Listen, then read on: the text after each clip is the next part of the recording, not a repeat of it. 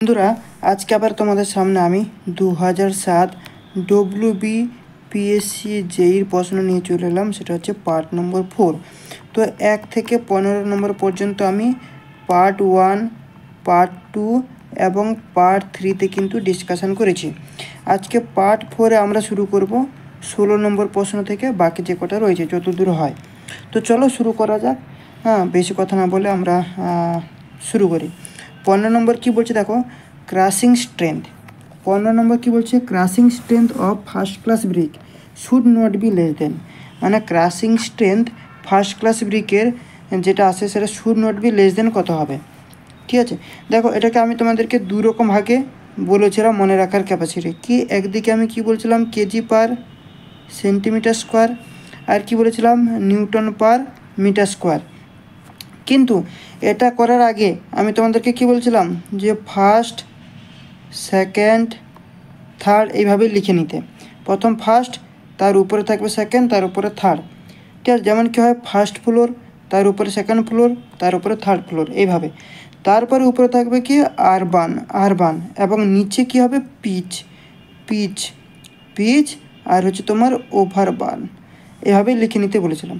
তাহলে এই first class ব্রিকের যেটা হবে তোমার ক্রাশিং স্ট্রেংথ সেটা কত হয় না, ফার্স্ট ক্লাস ব্রিকের কত হয় 105, কত হয় 105।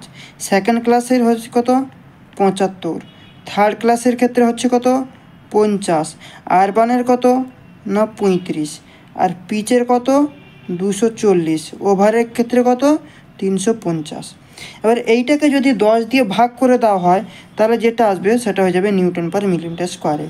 তাহলে 35কে যদি 10 দিয়ে ভাগ করা হয় তাহলে কত হবে 3.5, 50কে করলে 5.0, 75কে ভাগ করলে 7.5, 105কে ভাগ করলে 10.5, 240কে হলে 24.0, 350 35.0। তো এইভাবে কিন্তু আমাদের এই একটা মনে রাখবো, কেজি পার সেন্টিমিটার স্কোয়ার দিয়ে যদি মনে রাখি তাহলে নিউটন পার মিলিমিটার স্কোয়ারটাও কিন্তু আমরা জেনে যাব। তাহলে ফার্স্ট ক্লাস ব্রিক বলেছে, ফার্স্টের ক্ষেত্রে কত 105, তা এর চেয়ে কম যাতে না হয়, তাহলে 105 কেজি পার সেন্টিমিটার স্কোয়ার। তাহলে অপশান সি হয়ে যাবে আমাদের কারেক্ট অ্যান্সার। বোঝা গেছে? চলো এরপরে আমরা যাব সেকেন্ড 16 নম্বর। 16 নম্বর কী বলছে, the most common causes of acidity in water is. ঠিক আছে, 16 নম্বর কী বলছে ইন ওয়াটার ইজ। তাহলে এখানে অনেক রকমের কিন্তু 4 রকমের অপশান রয়েছে। ঠিক আছে, 4 রকমের কিন্তু আমাদের এখানটায় অপশান রয়েছে। কার্বন ডাইঅক্সাইড 1 নম্বরে দিয়েছে কত কার্বন ডাইঅক্সাইড, দ্বিতীয়তে বলছে অক্সিজেন, 3 নম্বর বলছে হাইড্রোজেন, 4 নম্বর বলছে নাইট্রোজেন। তাহলে দেখো আমরা কি জানি, the most common causes of acidity in water is carbon dioxide, তাই না? আমরা এইটাই তো জানি, মানে অ্যাসিডিটি এর জন্য মূল দায়ী কে, কার্বন ডাইঅক্সাইড। তাহলে acidity can be caused by weak organic acid such as acid, তারপর হচ্ছে তোমার যেমন ট্যানিক অ্যাসিড, ঠিক আছে, স্ট্রং মিনারেল অ্যাসিড, এইগুলো সব কিন্তু ইনক্লুড থাকে। ঠিক আছে, তাহলে most common causes of acidity in water সেটা কী হয়ে যাবে না কার্বন ডাইঅক্সাইড, মানে অ্যাসিডিটির জন্য মূল দায়ী। Most common causes of acidity in water is carbon dioxide, মনে রাখো। তাহলে কার্বন ডাইঅক্সাইড মানে হচ্ছে তোমার অপশান এ হয়ে যাবে আমাদের কারেক্ট অ্যান্সার। চলো এরপর আমরা 17 নম্বরের দিকে যাব। ঠিক আছে, 17 নম্বর কী বলছে দেখো, 17 নম্বর বলছে যেটা যে minimum diameter of sewer pipe is. কী বলছে, minimum diameter of sewer pipe. Answer কী হবে তোমরা কমেন্ট সেকশানে কমেন্ট করো দেখি, এর সঠিক অ্যান্সার কত হবে বলো। যারা যারা জানো তারা কমেন্ট সেকশানে কিন্তু কমেন্ট করো এই প্রশ্নটা। আমি একটু ওয়েট করব, ঠিক আছে, তারপরে আমি এটাকে এক্সপ্লেন করে দেবো। যারা যারা জানো কমেন্ট সেকশানে কমেন্ট করো। Minimum diameter of sewer pipe is, 1 minute, the minimum, কেন আমি তো অনেক প্রশ্ন করিয়েছি, ঠিক আছে, কমসে কম আমার ইউটিউবে 800 চেয়েরও বেশি কিন্তু ক্লাস রয়েছে, সবগুলোতে কিন্তু এই প্রশ্নগুলো কিন্তু ঘুরিয়ে ফিরিয়ে প্রশ্ন। ঠিক আছে, অলরেডি এগুলো সলিউশন করা রয়েছে। যারা আমার রেগুলার ক্লাসের স্টুডেন্ট তারা কিন্তু বলতে পারবে যে the minimum diameter of the sewer pipe. Sure পাইপের মিনিমাম ডায়ামিটার কত? আমি কি বলেছিলাম 15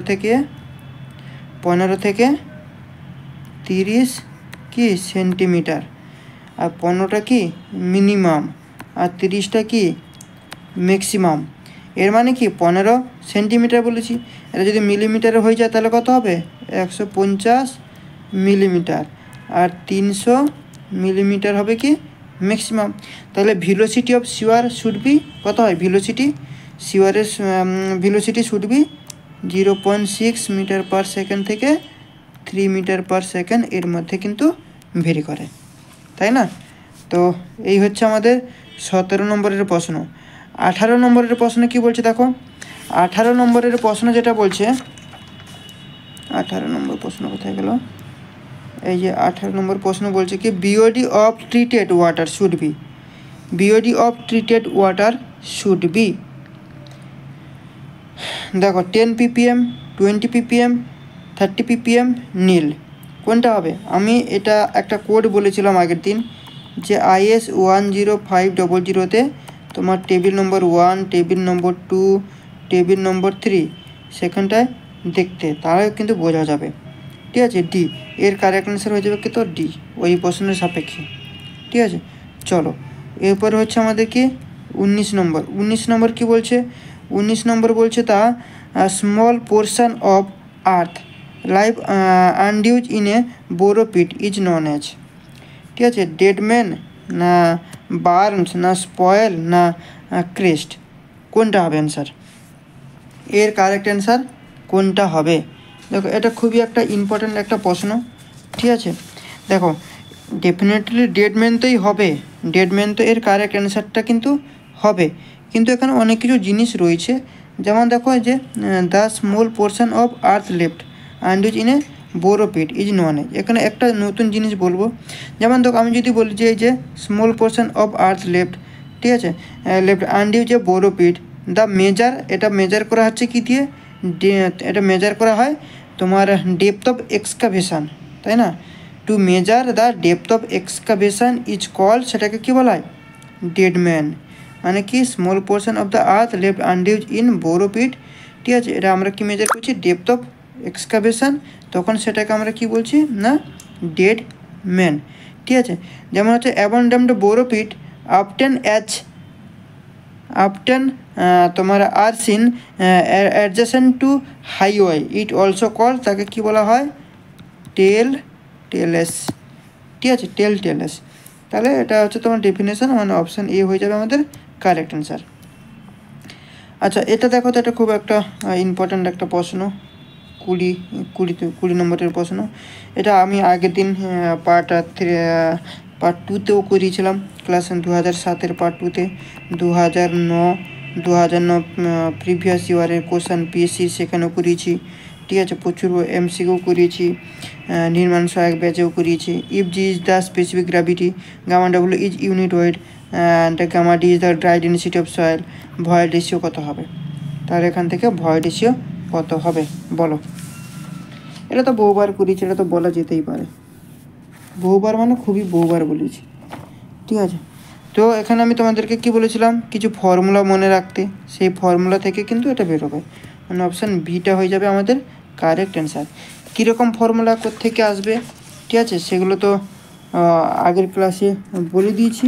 ঠিক আছে, সেটা তোমাদেরকে নোট, তোমরা যে খাতায় নোট করে রাখছো সেই নোট থেকে কিন্তু তোমরা এটা কিন্তু পেয়ে যাবে।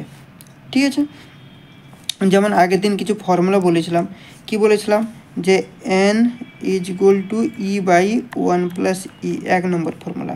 দ্বিতীয় নম্বর ফর্মুলা এখান থেকে বের করে নিয়েছিলাম, এটাকে যদি সলিউশন করি কী হবে? n plus n e is equal to e, আবার এখান থেকে ই যদি কমন নিই 1 minus n is equal to n, এখান থেকে আমি কী পাবো? E is equal to n by 1 minus n, এটা হয়ে গেল দ্বিতীয় নম্বর ফর্মুলা। তৃতীয় নম্বর ফর্মুলা কী বলেছিলাম? gm is equal to ESR, 3 নম্বর ফর্মুলা। 4 নম্বর ফর্মুলা কী বলেছিলাম? গামা ডব্লিউ is equal to gamma bulk by 1+m, এখান থেকে আমরা কী পেয়েছিলাম? জি গামা ডব্লু 1+e, তাই তো, জি গামা ডব্লু 1+e, এখান থেকে আমরা পেয়ে যাচ্ছিলাম।